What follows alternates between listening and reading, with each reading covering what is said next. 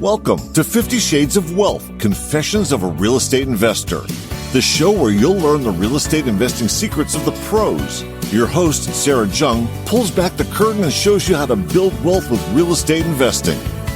Welcome, everybody, to 50 Shades of Wealth, Confessions of a Real Estate Investor, the show where we talk to people about the good, bad, and ugly when it comes to real estate investing and building wealth. And I'm really, really excited to introduce you to my guest. He is a experienced real estate multifamily syndicator. He is also a friend and my mentor and my advisor. And I'm just so excited to share his story with you. Just a little bit about his background. Vinney Chopra has been in the real estate syndication business for, I believe, over 15 years. Yeah. And he multifamily, and he owns 35 years. Okay, even longer. Yeah. And Vinney, how much real estate do you own and manage now in multifamily? I would say 360 million. Majority of that has come in the last 5 years when I opened my new company in 2014. So that's where it has been. But before that, I had about maybe 88 million or so. But majority of that has come in multifamily, and now we're into a lot of other things. So we'll be adding about 150 million a year minimum into our portfolio. Yeah. Wow. So one thing that I want to mention about Vinney is that he has a really unique story. He came here from India over 40 years ago, I believe, and he only had $7 in his pocket at the time. And so I just really an inspirational story of a person who came from very humble beginnings and was able to build a multi-million-dollar business. And so, Vinney, can you share a little bit about that story and a little bit about your background on that? Yeah, I lived in New Delhi. New Delhi is the place, which is the capital of India, where I really spent all my young age, I would say, and I became an engineer. I'm a mechanical engineer. I wanted to come out to USA. And I really wanted to do well in life, like everybody does, and had some goals and dreams. I wanted to do MBA, Masters in Business Administration. That's when I came to Washington, D.C., George Washington University. And at that time, you could only bring $7. Maybe I could have brought 17, maybe. We didn't have too much money. My parents didn't want me to come here. Actually, my grandpa paid for my ticket, which is a lot of money in those days to come to USA. But my parents thought that I will never return. They were right about it. But I did help my family, which was really great because every dollar I earned in the early years, I would just keep a little bit for my food and lodging and then send every bit of money back. I know when we got married, my wife and I, we had negative amount in the checking account. How that works is when you get an advance on your Visa card and everything, then you don't have any money in the checking, but you owe money to the Visa company. So that's where my beginning is. And, it's been wonderful because I sold books and all. So that converted me, summer jobs converted me from an engineer to a salesperson and sales consultant and motivational speaker and all that. Then we started investing in real estate. Yeah. Wow, that's such a great story. And I had heard that you'd mentioned that you sold books and you also, so you're selling Bibles. Yes. And educational books. Wow. How was that experience? It was very tough. It was tough. I bet. But the thing is, when you're young, I was 22, 23, and going to school, George Washington, they would send you far away so that you can't come back, and you just burn your bridges. You say, I'm going to live out there with the other students. That's how this company works. And very good company, by the way. And then you go door to door. I didn't have a car. I didn't even have a bicycle first year. Second year, I had a $700 Maverick I bought. I still remember Blue Maverick.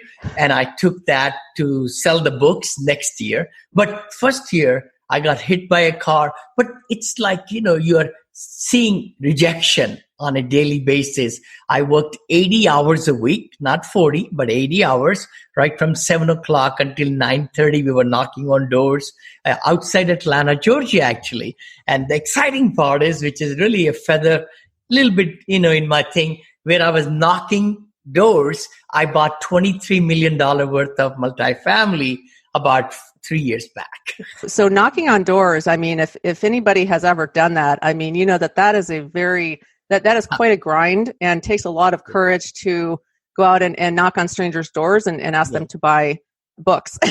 So kudos to you. You're right. Bible, children books, cookbooks, even I remember, and this company had really good reputation. They still do.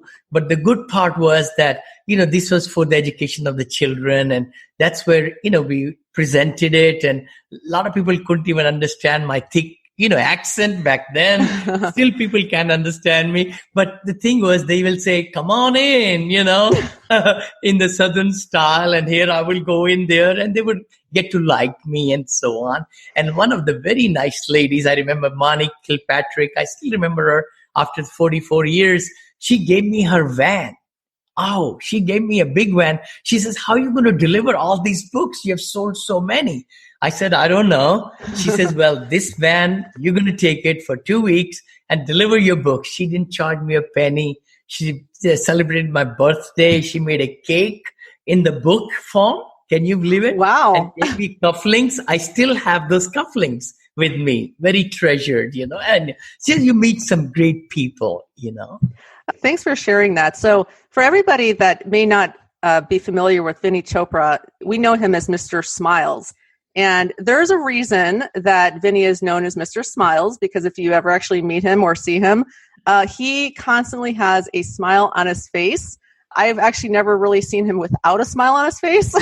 My wife says I sleep, I'm smiling while sleeping. and it's just so encouraging. You just can't help smile when you see Vinney. And so, Vinney, talk to me a little bit about that. Kind of, what was your journey in multifamily and kind of just personally, you're so positive and you're so optimistic. Has it always been that way for you? And kind of how did you get to where you are now?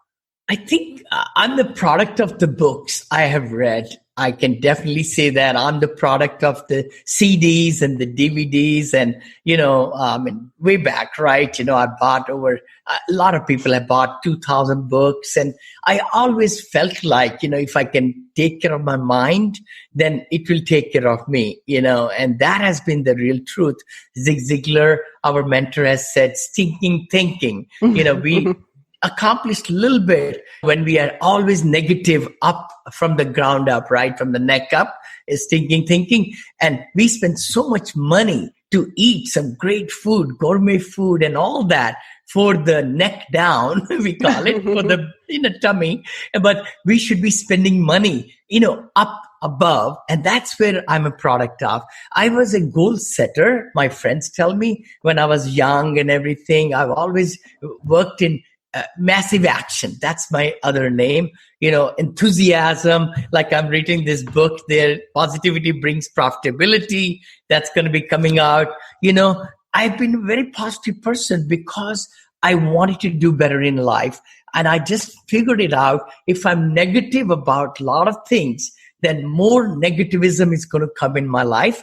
I came across the law of abundance, and I came across the universal law of attraction, and that really shaped my thinking way early. Of course, Tony Robbins and Jim Rohn and Napoleon Hill and Dale Carnegie and, of course, Robert Kiyosaki and a lot of great people, Tom Hopkins. So I think we all can change. And that's what this book talks about, is that you could really train your brain. I say subconscious. It's conscious which makes decisions.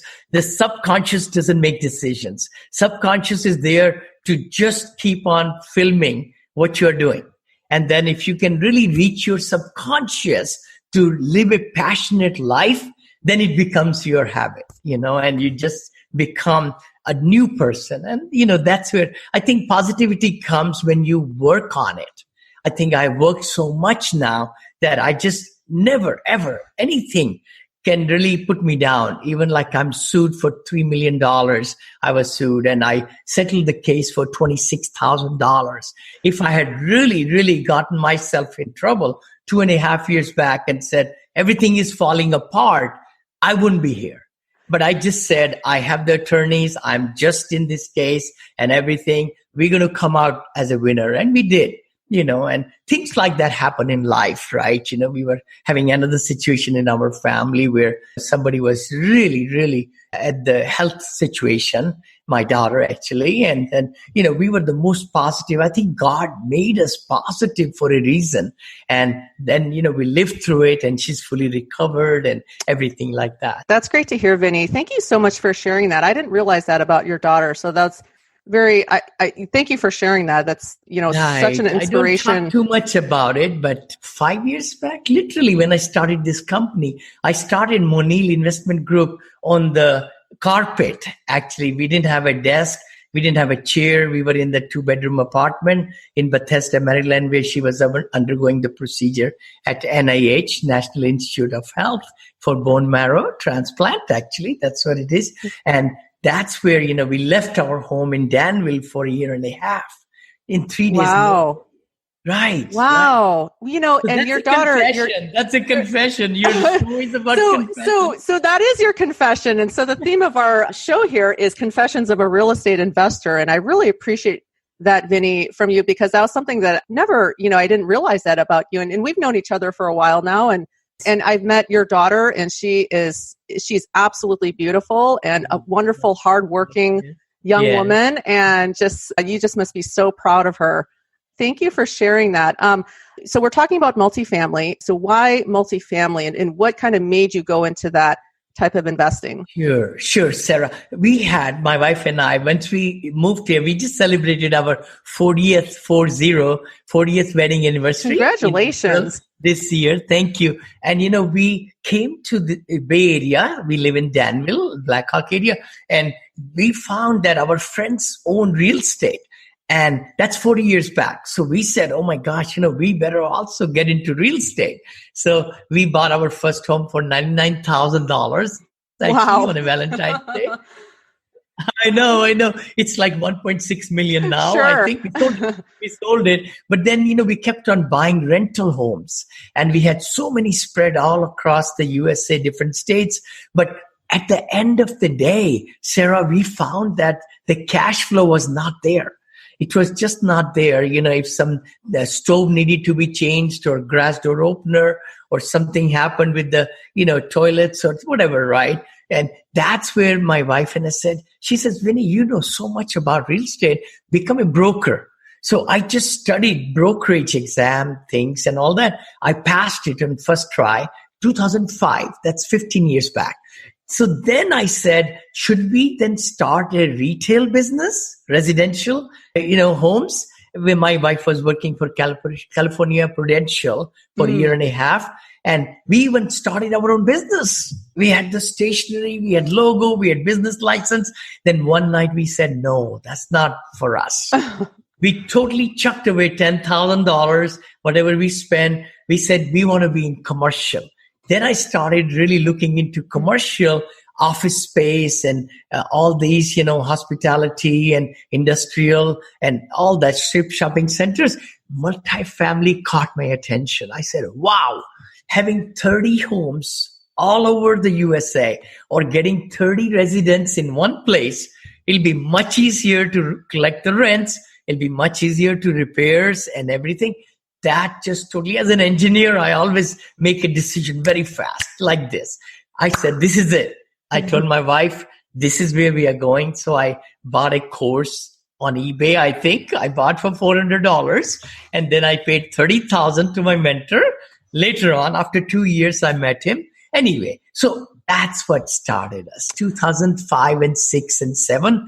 Then I started with a partner, a company. We did a lot of syndications, 14 syndications, and now I've done 15 into my new company in just 4 or 5 years.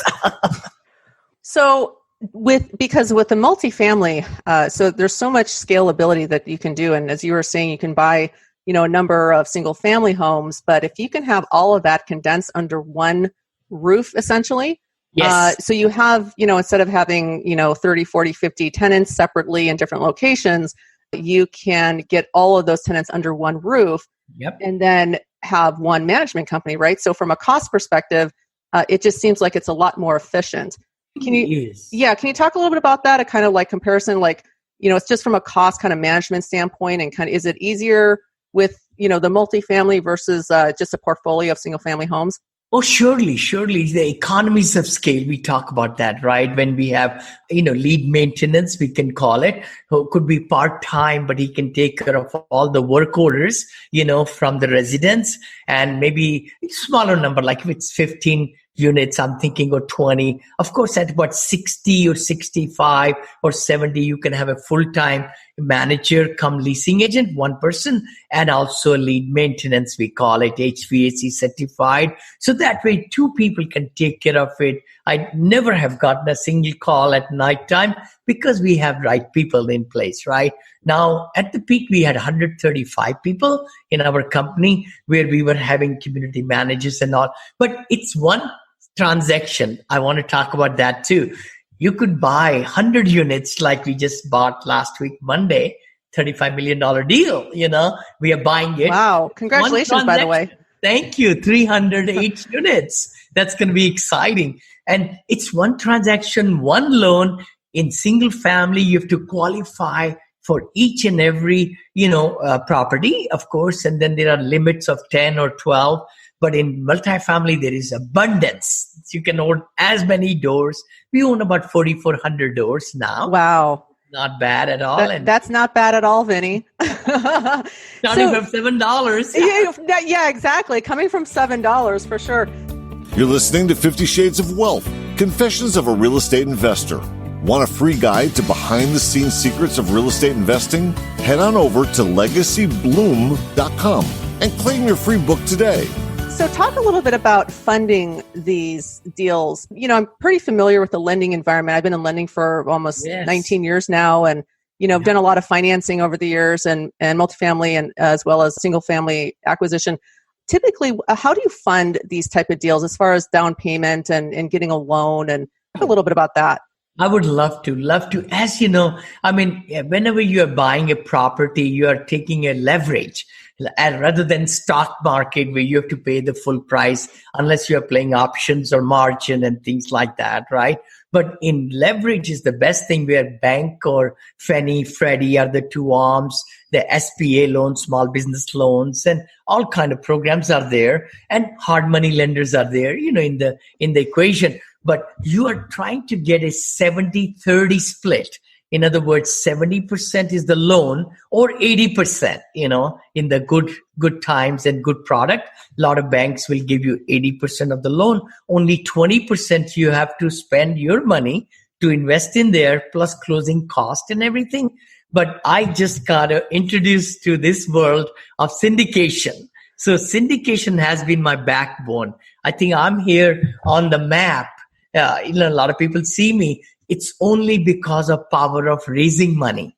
Otherwise, I would have been nothing. I would have probably owned 200 doors, maybe maximum, But it's the syndication that I've raised $120 million now. And then I'm able to invest that for my family, friends through, legal structure, SEC, right? That's so fascinating because I remember when I first learned about syndication. And actually, you being as my mentor, learning so much about it, just the amount of leverage that you have with OPM or other people's money. What has been your biggest challenge, or kind of something you can share when you do syndication and raising capital? And by the way, syndication, just so everybody knows, syndication is the process, as Vinney had mentioned, it's a legal process, pooling money, other people's money together to acquire a piece of real estate. What has been kind of the biggest challenge you've had over the years, or something that just kind of sticks out to you as far as some of the hurdles that it takes to raise money? Sure. Definitely, like we are discussing, Sarah, it's the investors, it's the family, friends, neighbors, people, colleagues, and things like that. I think one has to kind of step outside of the element to start, talking to those people and try to understand where they're investing, would they like to diversify. So building relationship, with the investors is number one. I think I find most of the early syndicators, they get into underwriting the deals and things like that, which is good because you need a good deal and you need good many investors to join them together. Sure. That's what my job is in a nutshell, make it easy that way. But the thing is, then you have to qualify for the loan. So that's another aspect of the syndication process. If you're buying 14 units or 200 units, your net worth has to be higher than the loan balance and with some liquidity also. So those are the three things I think, finding the investors, the brokers, building relationships with them. That has been trying in the early years of my life, where you start building what area you want to buy. That's another one too. Emerging market where the jobs are coming. So I've been kind of chasing jobs for the last 14 years, going to Texas, then Georgia, then Florida, back to Texas, and we'll be, doing all that. But the thing is, there are a lot of great research material right on the internet that's available, which can really make us very calm and quiet and make some good decisions, that way. But the biggest thing I would like to suggest to your audience is there is $28.7 trillion in retirement funds in USA alone. That's an amazing statistic. I mean, just think about all of the money, the capital that's out there that really even just hasn't been tapped into. Totally. Or actually, and people may not even realize that that's something that they could tap into. And so I think, you being out there educating people, doing what you're doing and working with investors, I just think that that's such a great opportunity that you're bringing to the table. One thing that I've been curious about, and we've kind of talked about this before, is, you having a syndication business and raising capital and acquiring these multifamily properties. Talk to me a little bit about your business partners and kind of your selection or your process of how you select your business partners and who do you select and how many business partners do you bring in and what do they do?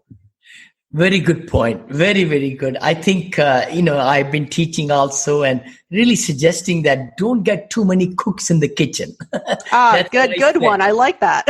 No, really, because see, the thing is, a lot of personalities, if you're in a company, everybody's got their own, value systems, their own strengths and weaknesses like that. So I've been really advocating that please make your Wyoming LLC and your partner should make their own Wyoming LLC or any of the Delaware or or Las Vegas LLC. They're doing very well. I like Wyoming, but then come into a deal as separate people first deal.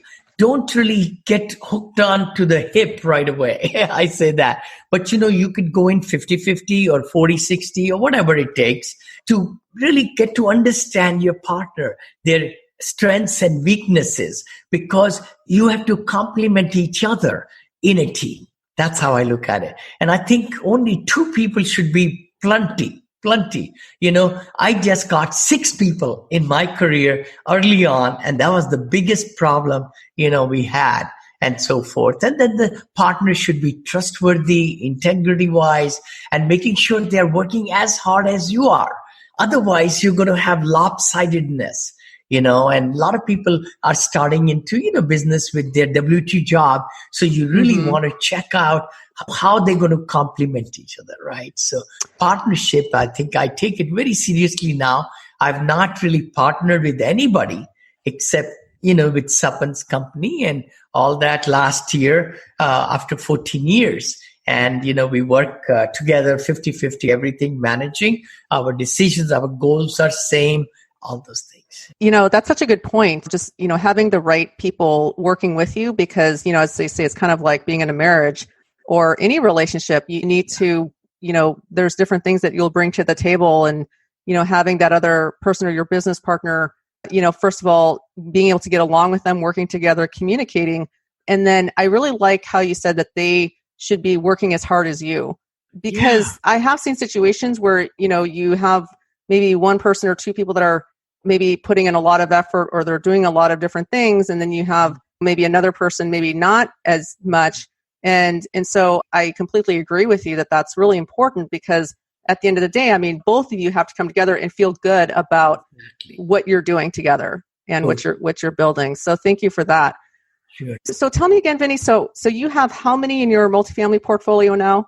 We have 4,400 and we just got 308 Wow. contract on Monday, Wow. last Monday. And so that let's keep on adding. Then I'm also building ground up senior assisted livings, which we're going to start one next week in Punta Gorda, another one in Williamsburg next month. So next week, next month after we are in Florida again. So 4 projects, that'll be almost 400, close to 400 units that we are building ground up, also. Wow, that's amazing.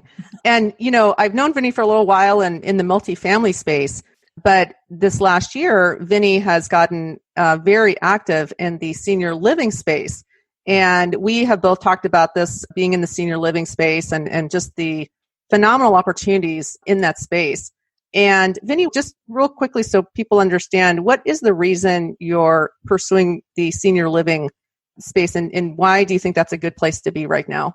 Oh, sure. Sarah, in USA right now, we have 54.6 million people who are seniors, means 65 and above.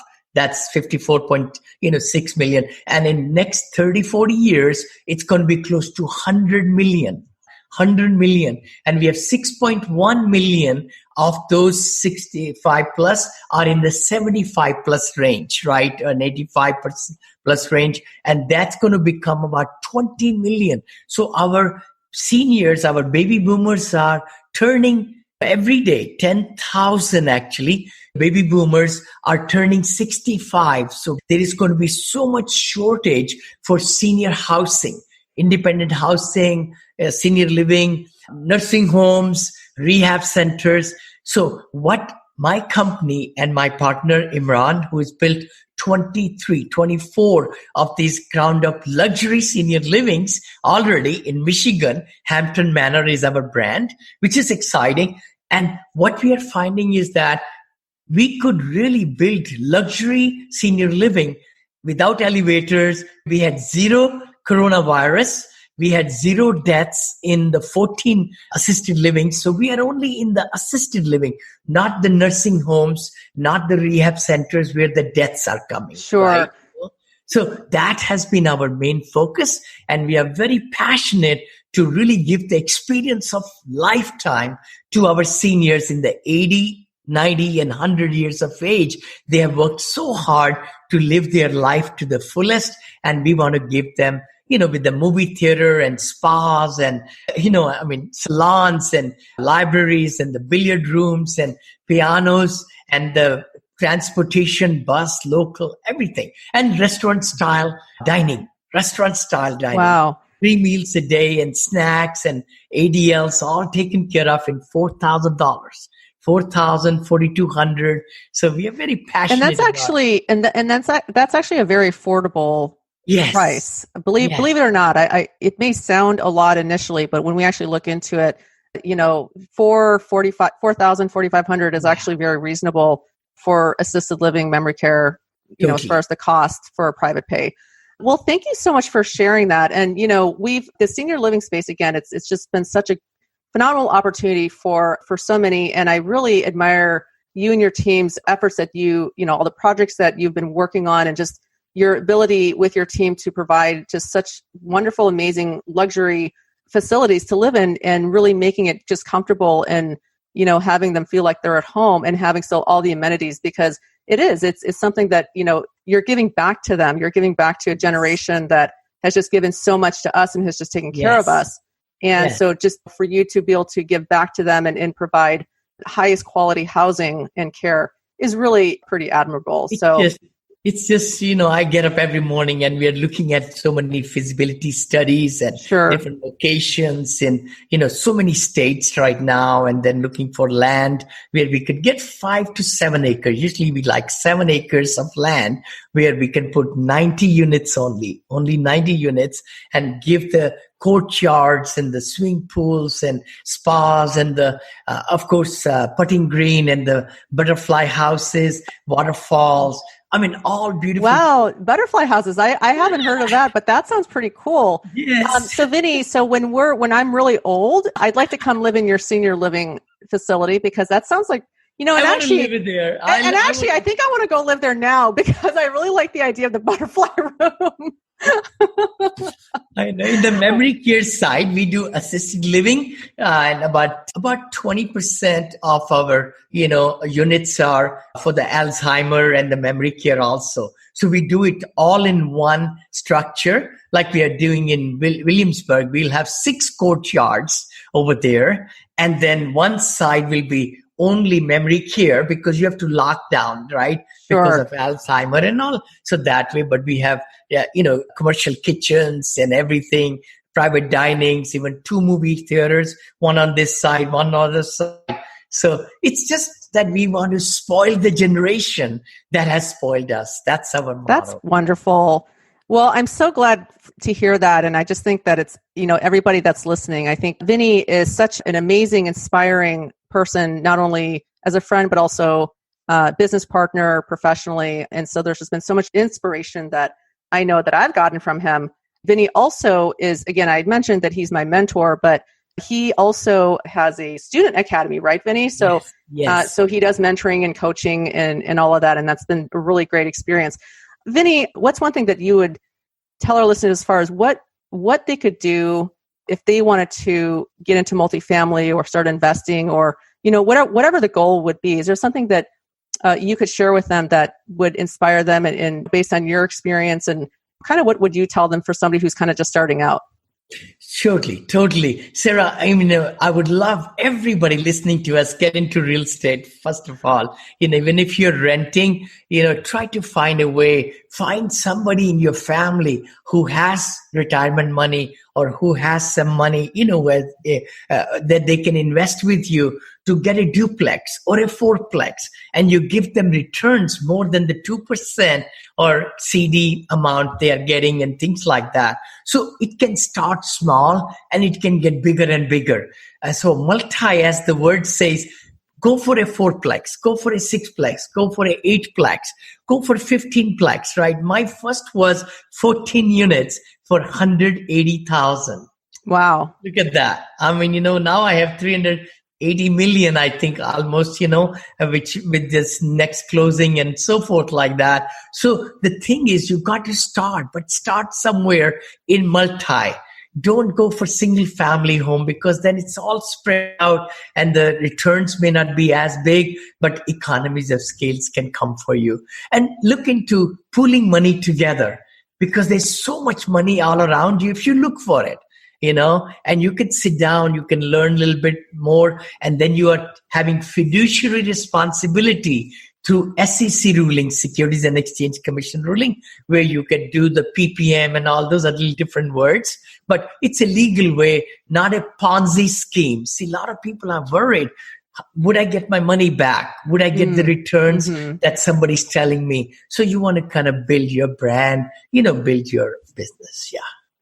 Yeah, and I think that's so important because, again, that fiduciary responsibility to your investors who are entrusting you with their money, they're putting in a lot of money to acquire real estate, but they're really investing in you as the syndicator. And so, so Vinney has just done a phenomenal job of building trust with his investor base, being able to raise millions of dollars literally overnight. And it's very impressive. By the way, I was reading part of your book that we were just talking about. And if you, well, the Apartment Syndication Made Easy. I've already read that. And then what is the second book you just released? Tomorrow is the world premiere actually of The Positivity Brings Profitability. Yeah. That's fantastic. So Vinney is just releasing his next book. Actually, Vinney, if you could hold it up again one more time just so I can see it. So it's called Positivity Brings Profitability. And this is available on Amazon. Yes. Right? Okay. Yes. Perfect. So for anybody that's interested, go to Amazon and download Vinney's book. Really just great inspirational content that he has. Vinney, is there anything you'd like to add? Our theme here is Confessions of a Real Estate Investor, and you've shared a little bit about your personal life and some other, your journey in investing. Is there any other confessions that you'd like to make or share with our listeners that you think might be a little bit important or something that you've learned? I would love to confess with everybody. And it's the biggest confession I'm going to tell you. Oh boy, here we go. Everybody knows about it. Many times we are looking for happiness outside. But my confession is, to me, actually, that's what I live my life, is the happiness is within. And if I may say that, when I made $10,000 straight commission for a year, $10,000 straight commission, if I didn't get the commission, I would starve to death, right? I mean, and I've come from those humble beginnings. But the thing is, you got to really have faith in yourself. So I think the biggest thing I could say, confession, is that being positive and finding happiness. I was a very happy person all my life. Friends tell me and all that. But, that abundance thinking and how you portray yourself, it comes back to you and you become that person. So what you want to become one day, you are in the process of becoming today and tomorrow and the day after. A very good friend of mine, my mentor, who was a billionaire, he passed away, Spencer Hayes. I learned so many great things from him, and I would pay tribute to him today. Vinny, just thank you for being vulnerable and sharing that and sharing that with our listeners. And I think that's such great advice, because really, coming it from the inside, as far as your mindset, is really important, and that's going to translate into future successes. How you think and how somebody's mindset is. So thank you for being on my show, and really just enjoy talking to you like always. You're always fun to talk to, and I've just learned so much from you. So hopefully our listeners have too. They've learned something today. Sarah, you are a star, and I exactly want to really applaud you for your success, since you were already success before you joined my academy, personal coaching, and I value your opinion so much and how much depth of knowledge. Oh, thank you, really. Vinny. I really appreciate that. No. Before I let you go, how can we find you? Where can we reach you at? Totally, I'm all over the internet. I don't do much at all, to be truthful. It's my team from Pune, India, that put me all over this, clippings and this and graphics and videos. But VinneyChopra.com, VINNEY, Chopra, CHOPRA, like Deepak Chopra. I will never be like him, but great author and motivator. Vinney with a VINNEY.com, Vinney Chopra, or Google me or go to YouTube. Just Google me there. You can always reach for investing with us passively. You could say VinneyChopra.com invest, or academy, or mastermind / and loans. I mean, you're in loans. You're a loan broker. I've started new company now, Moneil Creative Loans, and then Moneil Digital Branding. I know. Very, very cool. I did not know that, Vinny. I'm going to have to check into that. Well, Vinny, it was a pleasure talking with you today, and I just so appreciate your time. And again, for everybody, you can reach Vinny at www.VinneyChopra.com. Thank you so much for being on my show today. And we'll all be checking you out here very soon, I'm sure. And best of luck. And I know you're going to have abundance of successes in every field, and you're going to raise millions of dollars. And, I'm right there with you. Yeah. Thank you. Thank you so much, Vinny. Until next time, thank you, everybody, for listening.